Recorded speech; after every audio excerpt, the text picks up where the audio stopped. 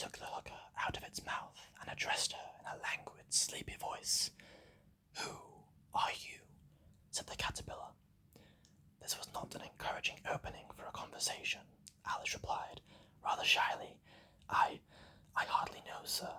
Just at present, at least, I know who I was when I got up this morning, but I think I must have been changed several times since then."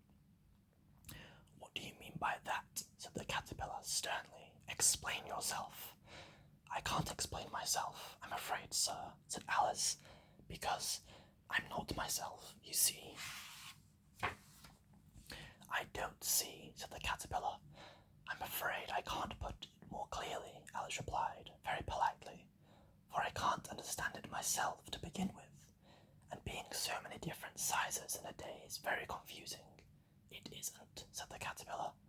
"Well, perhaps you haven't found it so yet," said Alice, "but when you turn into a chrysalis, you will some day, you know, and then after that, into a butterfly, I should think you'll feel a little queer, won't you?" "Not a bit," said the caterpillar. "Well, perhaps your feelings may be different," said Alice. "All I know is it would be very queer to me." "You," said the caterpillar contemptuously. "Who are you?" Which brought them back to the beginning again of the conversation. Alice felt a little irritated at the caterpillar's making such very short remarks, and she drew herself up and said very gravely, "I think you ought to tell me who you are first." "Why?" said the caterpillar.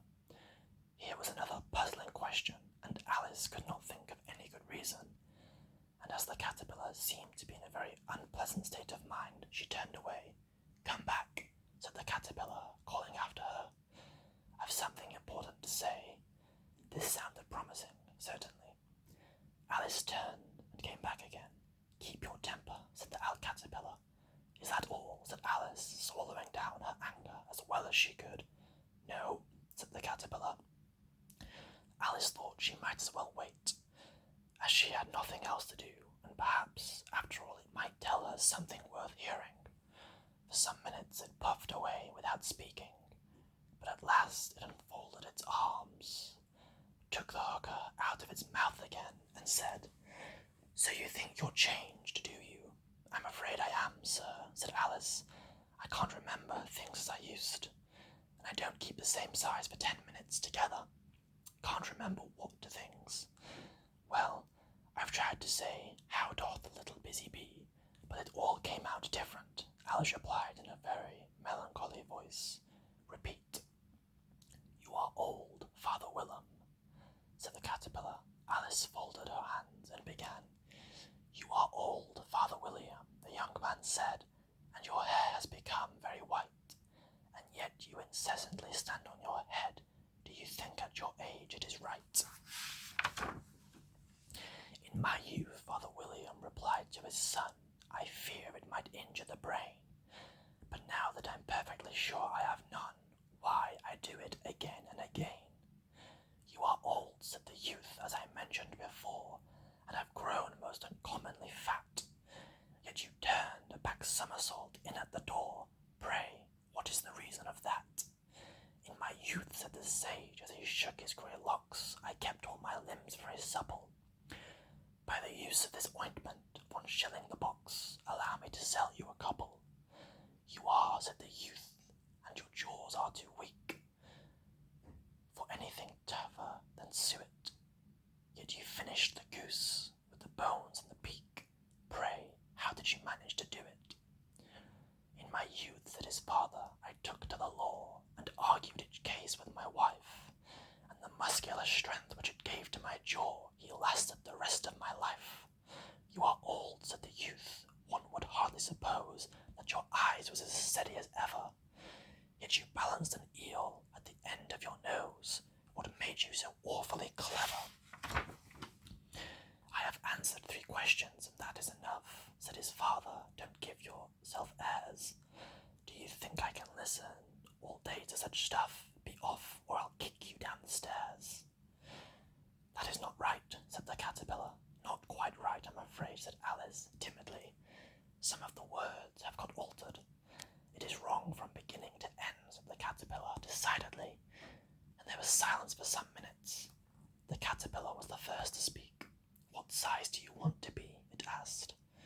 "Oh, I'm not particular as to a size," Alice hastily replied. "Only one doesn't like changing so often, you know." "I don't know," said the caterpillar. Alice said nothing. She had never been so much contradicted in all her life before, and she felt that she was losing her temper. "Are you content now?" said the caterpillar. "Well, I should like to be a little larger, sir, if you wouldn't mind," said Alice. 3 inches is such a wretched height to be." "It's a very good height indeed," said the caterpillar, angrily, rearing itself up as it spoke. It was exactly 3 inches high. "But I'm not used to it," pleaded poor Alice in a piteous tone, and she thought to herself, "I wish the creatures wouldn't be so easily offended." "You'll get used to it in time," said the caterpillar, and put the hookah into its mouth and began smoking again. This time Alice waited patiently until it chose to speak again. In a minute or two, the caterpillar took the hookah out of its mouth and yawned once or twice and shook itself. Then it got down off the mushroom and crawled away into the grass, merely remarking as it went, "One side will make you grow taller, and the other side will make you grow shorter." "One side of what? The other side of what?" thought Alice to herself. "Of the mushroom," said Caterpillar, just as if she had asked it aloud, and in another moment it was out of sight. Alice remained looking thoughtfully at the mushroom for a minute, trying to make out which were the 2 sides of it, and, as if it were perfectly round, she thought was a very difficult question. However, at last she stretched out her arms, rounded as far as they would go, and broke off a bit of the edge with each hand. "And now which is which?" she said to herself, and nibbled a little bit of the right-hand side to try the effect. The next moment she felt a violent blow underneath her chin. It had struck her foot, and she was a good deal frightened by this very sudden change, but she felt that there was no time to be lost, as she was shrinking rapidly.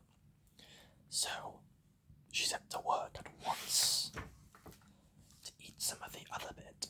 Her chin was pressed so closely against her foot that there was hardly room to open her mouth, but she did it at last and managed to swallow a morsel of the left-hand bit. "Come, my head's free at last," said Alice in a tone of delight, which changed into alarm in another moment when she found that her shoulders were nowhere to be found. All she could see when she looked down was an immense length of neck, which seemed to rise like a stalk out of a sea of green leaves that lay far below her. "What can all that green stuff be?" said Alice. "And how is it I can't see you?" She was moving them about as she spoke, but no result seemed to follow except a little shaking amongst the distant green leaves, and there seemed to be no chance of getting her hands up to her head. She tried to get her head down then, and was delighted to find that her neck would bend about easily in any direction, like a serpent. She had just succeeded in curving it down into a graceful zigzag, and was going to dive amongst the leaves when she found nothing but the tops of trees under which she had been wandering, when a sharp hiss made her draw back in a hurry. A large pigeon had flown into her face and was beating her violently with its wings. "Serpent!" screamed the pigeon. "I'm not a serpent," said Alice indignantly. "Let me alone."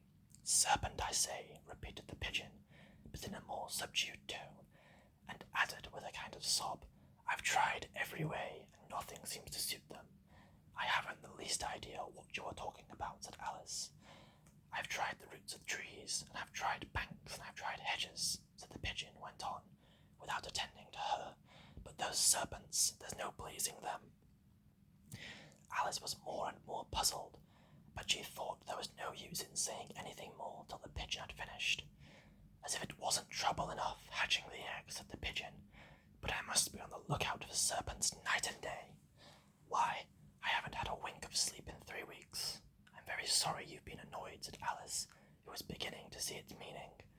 "And just as I'd taken the highest trees in the woods," continued the pigeon, raising its voice to a shriek, "and just as I was thinking I should be free of them at last, they must needs come wriggling down from the sky. A serpent! But I'm not a serpent, I tell you, said Alice. I'm a... Well, what are you, said the pigeon. I can see you're trying to invent something. I'm a little girl, said Alice, rather doubtfully, as she remembered the number of changes she had gone through that day. A very likely story indeed, said the pigeon, in a tone of the deepest contempt. I've seen a good many little girls in my time, but never one with such a neck as that. No, you are a serpent, and there's no use denying it. I suppose you'll be telling me next that you never tasted an egg. I have tasted eggs, certainly, said Alice, who was a very truthful child, but the little girls eat eggs quite as much as serpents do, you know. I don't believe it, said the pigeon, but if they do, why then, they are a kind of serpent. That's all I can say. This was such news to a new idea to Alice that she was quite silent for a minute or two, which gave the pigeon the opportunity of adding, You're looking for eggs, I know that well enough. And what does it matter to me whether you're a little girl or serpent? It matters a great deal to me, said Alice hastily, but I'm not looking for eggs, as it happens. And if it was, I shouldn't want yours. I don't like them raw. Well, be off then, said the pigeon in a sulky tone as it settled down again to its nest. Alice crouched down amongst the trees as well as she could, for her neck kept getting entangled among the branches, and every now and then she had to stop and untwist it. After a while she remembered that she still held the piece of the mushroom in her hands, and she set to work very carefully, nibbling at the first at one, then at the other, and growing sometimes taller and sometimes shorter, until she had succeeded in bringing herself down to her usual height. It was so long since she had been anything near the right size that it felt quite strange at first, but she got used to it in a few minutes and began talking to herself, as usual. Come, there's half my plan done now. How puzzling all these changes are. I'm never sure what I'm going to be from one minute to another. However, I've got back to my right size. The next thing is to get into that beautiful garden. How is that to be done, I wonder? As she said this, she came suddenly upon an open place, with a little house about 4 feet high.